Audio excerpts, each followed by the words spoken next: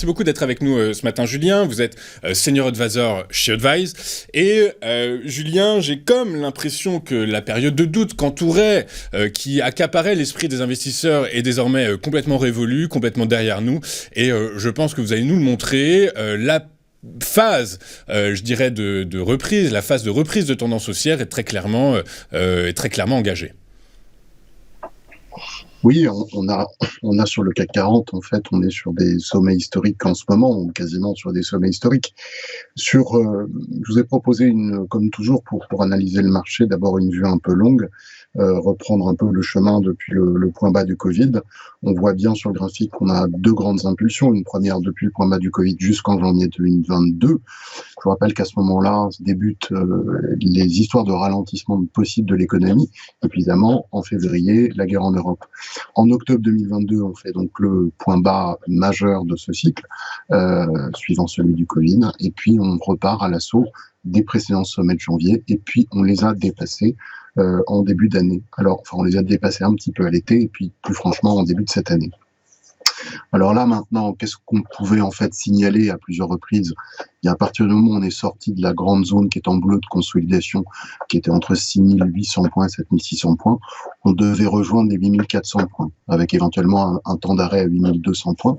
Et pour le moment, c'est exactement ce que le marché a fait. Alors, la question peut se poser, et souvent on se l'est posé dans cette émission, est-ce que le marché est particulièrement suracheté? J'ai donné une indication ici qui est le taux de variation sur un an. C'est la partie basse du graphique. Et cette ligne, on voit bien qu'elle est dans des bornes tout à fait normales. On n'est pas du tout dans une période atypique.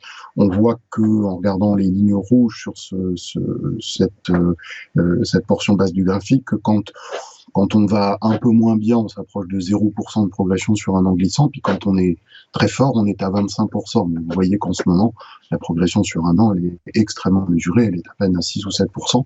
Donc on est sur quelque chose qui est tout à fait normal. Il n'y a pas en ce moment je dirais, d'inquiétude à avoir en termes de surachat. Maintenant, il faut qu'on aille zoomer un petit peu et voir la partie un petit peu plus court terme pour essayer de préciser la réponse, la question que vous me posiez justement sur cette dynamique. Là, je reprends les cours, mais cette fois-ci en base quotidienne. Je les prends depuis le point bas d'octobre. On voit bien qu'on a une impulsion d'abord qui est truffée de gaps. C'est-à-dire qu'il y a bien régulièrement des contre-pieds sur le marché.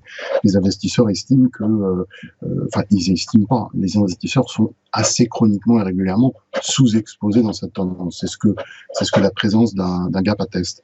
Et puis au fur et à mesure où elle s'est développée depuis octobre, on a pu tracer un canal. Je vous en avais parlé il y a environ un mois, je crois, quelque chose comme ça. Et notamment, ce canal haussier a permis de rejoindre l'objectif intermédiaire des 8200 points. C'est à partir de là qu'une consolidation s'est mise en place. On la voit bien, c'est la partie de droite du graphique qui nous a permis de revenir à 7900 points. Et ce 7900 points, c'est quoi? C'est aussi la partie basse du canal.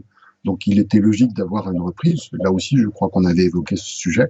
Et cette reprise, là, je parle vraiment des 7 à 10 dernières séances, cette reprise, à nouveau présence de gap, c'est-à-dire à nouveau contre-pied d'investisseurs.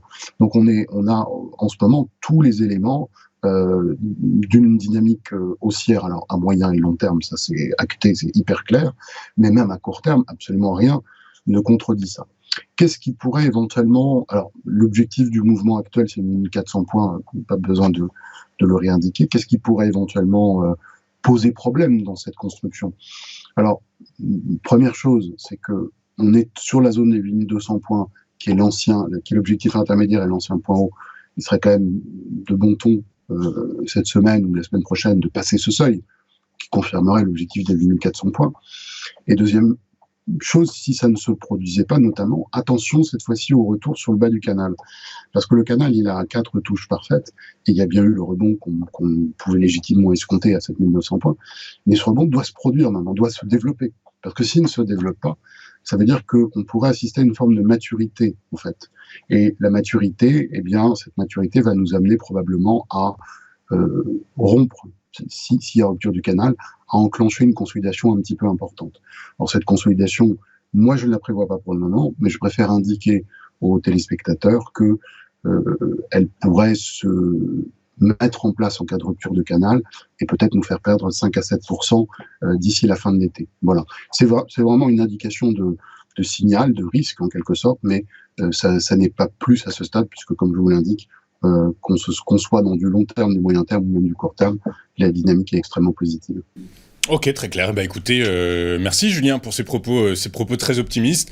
Je rappelle que vous êtes senior advisor chez Advise et avec nous régulièrement sur les antennes de TV Finance. Merci beaucoup Julien, je vous souhaite une excellente journée et je vous donne rendez-vous très prochainement. On marque une rapide courte page de publicité de notre côté et juste après nous retrouverons Daniel Cohen-Delara qui va nous murmurer à l'oreille quelles sont les valeurs qu'il faut avoir ou non en son portefeuille actuellement dans cet environnement porteur. À tout de suite.